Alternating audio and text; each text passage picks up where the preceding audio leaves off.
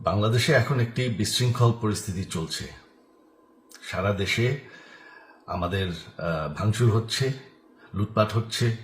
আমাদের শহরের বাইরে আমাদের নেতাকর্মী, আমাদের আওয়ামী লীগের নেতাকর্মীদের উপর হামলা চলছে, অনেকে হত্যা করা হয়েছে।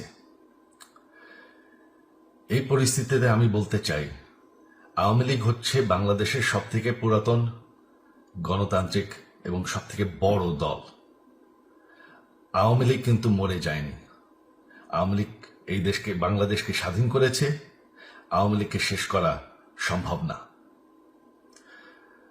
আমরা বলেছিলাম যে আমার পরিবার আর রাজনীতি করবে না, তবে আমাদের নেতাকর্মীর উপর যেভাবে হামলা হচ্ছে, এই পরিস্থিতিতে আমরা হাল ছেড়ে দিতে পারি না।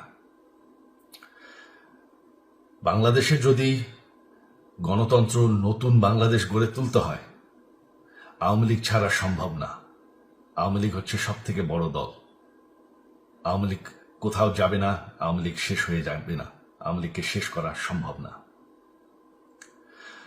আওয়ামী লীগের নেতাকর্মীদের আমি সবাইকে আহ্বান জানাচ্ছি যে আপনারা সাহস নিয়ে দাঁড়ান। আপনারা একা না, আমরা আছি। বঙ্গবন্ধুর পরিবার কোথাও যায়নি, আমরা আপনাদের সাথে আছি। দেশকে, আমাদের নেতাকর্মীদেরকে, আওয়ামী লীগকে রক্ষা করার জন্য যা প্রয়োজন আমরা করতে প্রস্তুত। এই যে আমাদের বর্তমান যারাই আছে ক্ষমতায়, তাদেরকে আমি বলবো যে আমরাও একটি গণতান্ত্রিক, শৃঙ্খল, নিরাপদ বাংলাদেশ চাই, জঙ্গিবাদ মুক্ত। তার জন্য আমরা সবার সাথে আলোচনা করতে প্রস্তুত।